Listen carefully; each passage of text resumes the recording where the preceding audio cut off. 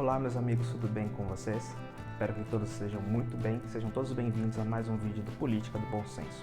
Neste vídeo eu quero repercutir com vocês sobre o projeto de lei que libera a exploração de jogos de azar em todo o território nacional, que foi aprovado pela Câmara dos Deputados e agora aguarda votação pelo Senado. Como de costume, se você é novo no canal, se inscreve e ativa o sininho para não perder notificação dos próximos vídeos. Agora, se você já é de casa, deixa o seu like e compartilhe esse vídeo no grupo da família. Para que a gente dê continuidade ao vídeo, é muito importante que a gente esclareça já agora no início o que são considerados jogos de azar. São considerados jogos de azar aquelas atividades cujo resultado, cuja premiação dependa exclusivamente ou majoritariamente da sorte. Por exemplo, quando você vai jogar um dado, tirando os dados que são viciados, o resultado daquele dado depende exclusivamente da sorte. Num carteado, a mão que você vai receber, por mais estratégia que você tenha, você depende muito da mão que foi sorteada a você. Portanto, é um jogo que depende muito da sorte e pouco da sua estratégia. Mas se esse tipo de jogo, se esse tipo de atividade depende tanto da sua sorte, por que ele é considerado jogo de azar e não jogo de sorte? É muito simples, é porque para que você tenha sorte, é necessário que muitos outros tenham azar. Ou seja, alguém vai ganhar uma alta premiação porque muitas outras pessoas perderam. Portanto, ele tem muito mais azar envolvido do que sorte e, consequentemente, são chamados jogos de azar. Para os desavisados de plantão, a exploração e participar de jogos de azar é uma atividade proibida no nosso Brasil, pela Lei de Contravenções Penais, artigo 50 especificamente. Contravenção penal é um crime bem mais brando, um crime mais levinho, como a perturbação de sossego ou dirigir um avião sem habilitação. Esse tipo de contravenção penal é uma contravenção penal contra a política de costumes. Olha que coisa antiquada, política de costumes, bem do século passado, né? E ela pune tanto a pessoa que organiza aqueles jogos, quanto o jogador, o apostador. Então você que está aí apostando online, valendo dinheiro de verdade, você corre o risco de ficar preso de 3 meses a 1 ano. Em setembro de 2021, o presidente da Câmara, Arthur Lira, criou um grupo de trabalho destinado a analisar o projeto de lei 442 de 91. Sim, 91, um projeto de lei que está se arrastando há 21 anos. E daí a gente consegue tirar um exemplo de como o nosso poder legislativo é ágil. E a ideia era de que esse grupo de trabalho analisasse e aglutinasse todas as propostas relativas aos jogos de azar que existem na Câmara e aglutinasse nesse PL para tratá-lo como um só e aí sim levar a plenário para votação. Esse grupo de deputados federais então concluiu os seus trabalhos, resultando num PL 442 de 91 com todas as propostas relativas a jogos de azar que tinham na Câmara dos Deputados, foi posto em votação no final de fevereiro e foi aprovado. Agora esse mesmo PL segue para o Senado Federal, onde ele será colocado em discussão novamente e análise por agora os senadores, e é nesse ponto que nós estamos atualmente. Tendo qualquer alteração, qualquer informação relativa a esse projeto, nós vamos relatar a vocês nas nossas redes sociais. Como eu falei, esse projeto de lei vai ser rediscutido no Senado. Então, o projeto não foi aprovado de forma definitiva e teremos discussão sobre o assunto. Logo, é importante que a gente levante alguns argumentos contrários e favoráveis pela aprovação ou não deste projeto de lei.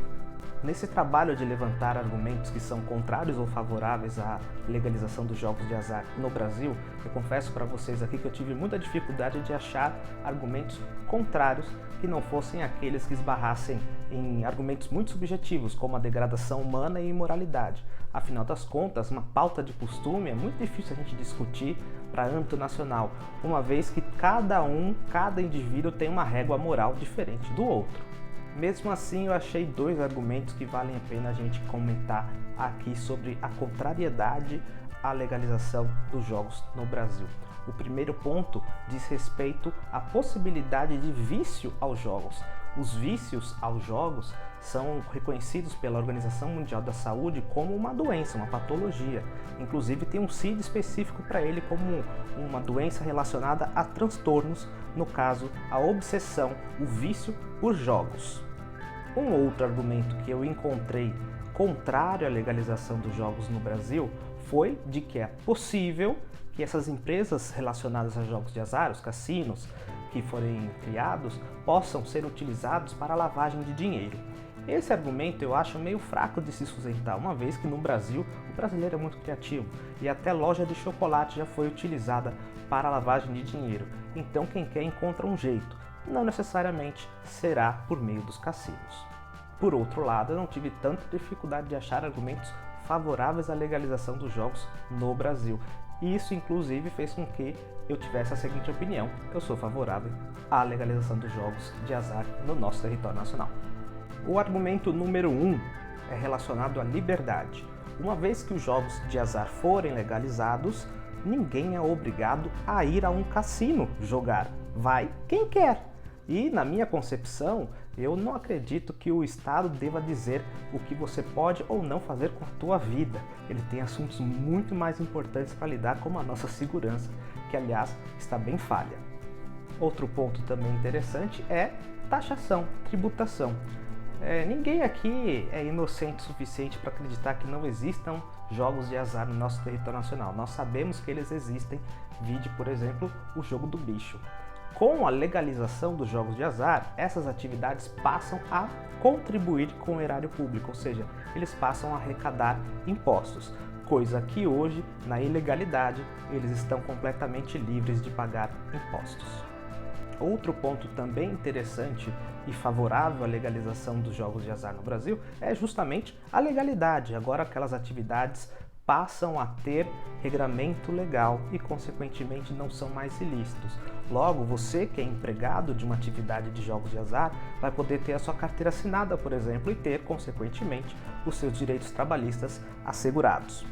Outra coisa interessante é que o Código Civil proíbe a cobrança de dívida de jogos de azar. Ou seja, se você ganhou e não levou, você não pode fazer nada acionando o Poder Judiciário, porque hoje é uma atividade fora da lei. Com a legalização, você passa a ter mais guarida, o Código de Defesa começa a ser utilizado nos jogos de azar e então você põe mais luz, mais clareza nessa atividade. O argumento número 4 é o boost que a gente pode ter no turismo. Eu sei que não vai ser 1, 2, 3 cassinos no Brasil que o farão ser o novo centro turístico do mundo. Porém, além das nossas belas praias, nós também poderemos ter outros atrativos para os nossos turistas estrangeiros escolherem o Brasil como seu destino e aqui deixar os seus euros, os seus dólares, o seu querido dinheirinho. Só para você ter uma noção de quanto o turismo no Brasil é subutilizado, o Brasil em 2019, ou seja, antes da pandemia, recebeu cerca de 6,3 milhões de turistas. Enquanto a Torre Eiffel, essa daqui, eu não estou falando de Paris, eu não estou falando da França, que são números muito maiores. Eu estou falando somente dessa atração aqui.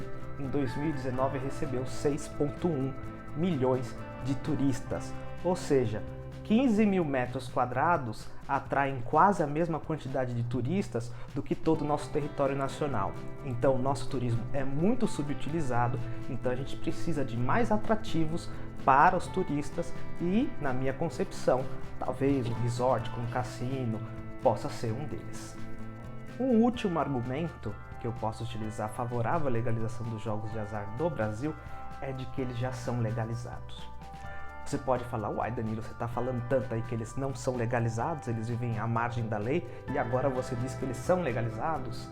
Sim, é que na realidade os jogos de azar no Brasil funcionam sob o regime de monopólio do Estado.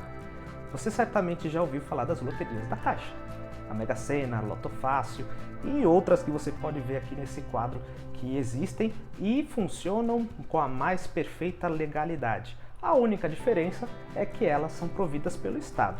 Então, qual que é a lógica? Se for explorada pelo Estado, pode? Se for explorada pelo particular, não pode? Se aqueles argumentos que são contrários aos jogos de azar de fato forem efetivos, também vai se proibir a Mega Sena, a Loto Fácil, a Quina e muitas outras? Ou só porque é feito pelo Estado pode e pelo particular não pode? Talvez porque mais da metade da arrecadação da Mega Sena não vá para o ganhador, e sim para o Estado. Aí, nesse caso, o Estado fecha seus olhos e mantém as loterias da Caixa na mais perfeita legalidade. Tratando o assunto com a coerência que é devida, se os jogos de azar viciam, a Mega Sena e a Loto Fácil também viciariam.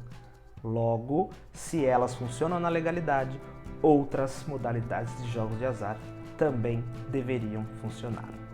Mas como vocês podem imaginar, o assunto é controverso. Muitas pessoas colocam questões religiosas, vide o posicionamento da bancada evangélica na nossa Câmara dos Deputados e no Senado, e portanto eu queria ouvir a opinião de vocês. Vocês têm aqui embaixo nos comentários a tribuna aberta para dizer o que quiser, só lembrando sempre do respeito e do bom senso com a opinião alheia.